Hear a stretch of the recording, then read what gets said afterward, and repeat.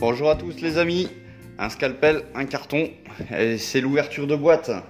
Donc aujourd'hui c'est pas une grosse boîte, c'est pas de la maquette, mais c'est des petits produits sympas et je voulais partager avec vous ma petite commande. C'est rare que je reçois un colis, généralement je vais au magasin chercher ce qu'il me faut, et là étant donné que j'étais pas sur Bangkok, j'ai commandé sur internet. Donc allez, sans plus attendre, je vais vous montrer un peu tout ça. C'est une petite vidéo, il n'y a pas grand chose à montrer, mais je voulais votre avis, savoir si ce que j'ai acheté, ça vous intéresserait de voir ça en vidéo. Alors le colis me paraît petit, mais bon. Finalement c'est bien emballé, c'est bien compact. Alors, une grosse boîte qui contient 3 petites boîtes. Tac. Hop. Alors, en fait, il s'agit de la gamme de chez Valero. Donc, on va commencer par cette boîte-là. Tac.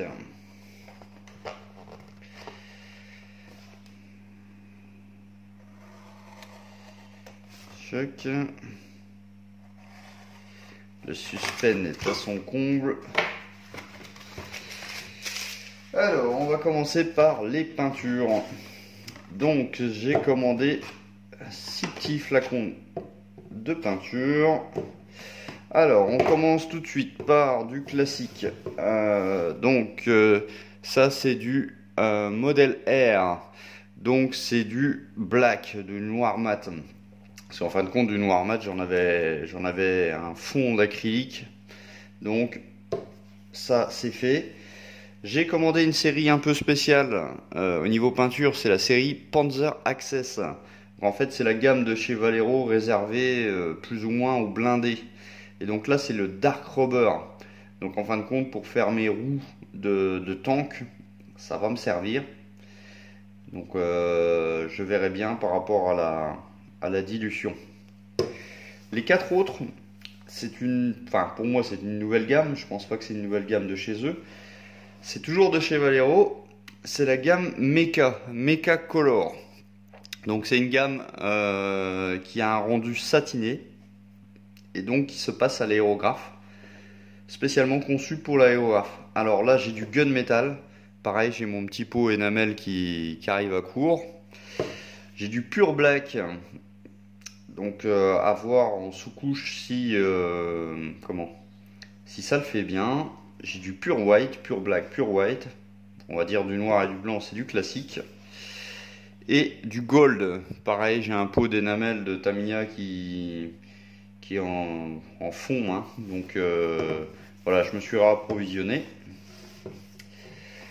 La deuxième boîte, qu'est-ce que c'est? Allez, on va prendre la grande. Ah non, allez, on fera la grande en dernier. Tac.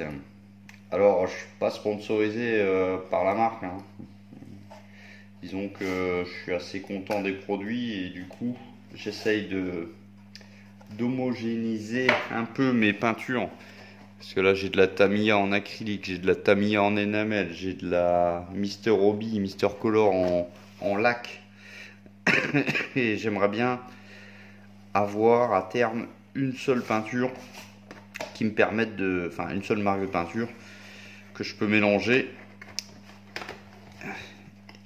Donc les énamels sont très bien, mais c'est franchement difficile avec les petits pots là. Alors, deuxième petite boîte, nous avons des gros flacons. Alors là, c'est pas de la peinture. Donc j'ai commandé déjà 2 wash. Donc un wash en lavis oxyde, donc c'est pour de la rouille. Donc toujours pour le blindé et pour le Bismarck par exemple, à certains endroits, pas partout. Hein. Et puis un lavis noir, donc un jus noir, un wash noir, pardon. Donc ça, c'est 2 petits produits qui vont me servir pour faire du militaire. Et puis peut-être pas à l'occasion d'autres projets. Donc j'avais déjà un wash, un gris gris foncé. Et donc j'augmente ma panoplie. Les deux autres produits, comme vous voyez, en fait, c'est du weathering. Donc là, en fait, on va prendre le premier, Rainmark. Donc en fin de compte, c'est pour simuler l'eau, les traces d'eau qui coulent sur un blindé ou, là en l'occurrence, sur mon Bismarck. Donc c'est vrai, je ne vais pas les utiliser tout de suite. Je vais les utiliser quand le cuirassé sera sur la fin. Mais bon, je me suis dit, tant qu'à faire une commande, on va faire ça. Donc après, je vais les ouvrir juste pour regarder. Et donc là, en fin de compte, là c'est pour le Sherman. Donc c'est du weathering, donc thick mud. En fait, c'est de la boue. C'est de la boue européenne. Voilà. Donc ça, je vais m'en servir juste sur les chenilles, sur les galets, etc. Donc ça fait déjà une bonne panoplie. Et le dernier carton. Alors certes, c'est une petite vidéo, hein, vous attendez pas des choses magiques. J'ai pas un budget non plus énorme. Mais là, ça fait déjà une bonne petite somme, hein, tous ces petits produits. Hein. Mine de rien, ça coûte plus cher que la maquette. Hein. J'avais le choix en fin de compte, soit m'acheter une nouvelle maquette, mais j'en ai déjà plein en stock qui n'est pas fini, ou alors essayer de nouveaux produits pour vous les montrer, et puis pour me les montrer à moi aussi. La dernière boîte, ça va vous intéresser également. Ah, ça c'est dangereux ça. L'X-Alto qui bouge. Alors, dans cette grosse boîte, qu'est-ce que j'ai? Allez, je les retourne. Je fais durer le suspense jusqu'au bout. Voilà. Donc, tac, tac. Donc, mes 4 premières bouteilles. En fait, il s'agit d'un vernis. J'utilise comme beaucoup d'entre vous le X22 de chez Tamiya.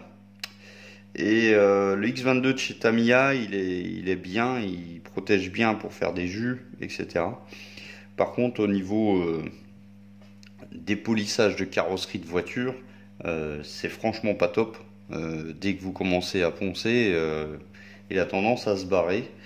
Et donc, mon premier choix était un vernis polyuréthane, donc toujours chez Valero. Mais là, il n'y en avait plus. Donc, je me suis dit que je vais tester ceux-là. En fin de compte, la gamme Mecha sur le site est indiqué que les produits de la gamme Mecha, donc que ce soit peinture ou vernis, sont plus solides au ponçage, au grattage avec l'ongle, avec le cure-dent, etc. Donc je me suis dit pourquoi pas quoi. Donc pour bien faire, j'ai le vernis satiné, le vernis mat et enfin le vernis brillant.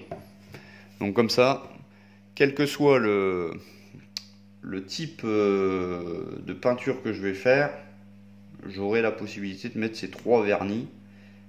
Donc je pense que ça sera dilué de toute manière. Et donc ça sera dilué avec hop là,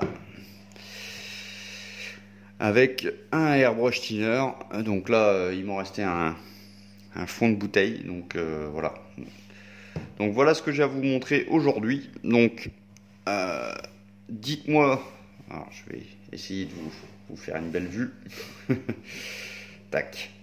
Je vais essayer de vous faire une revue de tout ça. Alors ouais, sur la gamme Mecha, ça tombe bien parce que j'ai déjà un primeur de la gamme Mecha. Donc pourquoi pas peindre une ou 2 cuillères pour voir avec ce que ça donne au niveau gamme de peinture et vernis et primeur, etc. Si vous êtes intéressé comme moi, ça peut toujours servir. On va regarder vite fait, je suis curieux avec ça. Hop, alors attendez. Donc là en fait c'est le Thick mode. Donc on va regarder un peu la consistance. Donc c'est des pots de 60 ml. Hein.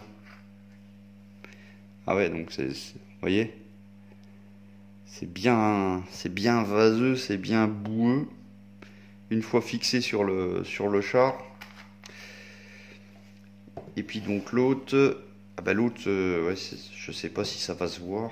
Je sais pas quelle texture ça a. Ah ouais, je voyais ça translucide moi. Peut-être que ça, peut-être que ça se blanchit lors de la peau, je sais pas. Rainmark. Donc voilà, bah écoutez, petite vidéo, c'était simplement pour vous montrer mes derniers achats. Donc on se retrouve sur le Bismarck, vous voyez. Allez, je fais pas cesser le suspense, vous voyez. Tac, il est pratiquement prêt. Il me reste encore des marquages à faire, mais ça devient bon, ça devient bon. Bon voilà, écoutez, laissez-moi les commentaires si vous êtes intéressé pour voir ce que ça donne au niveau de la gamme Mecha de chez Valero. Et puis on se revoit bientôt pour d'autres vidéos. Merci, ciao, bye bye.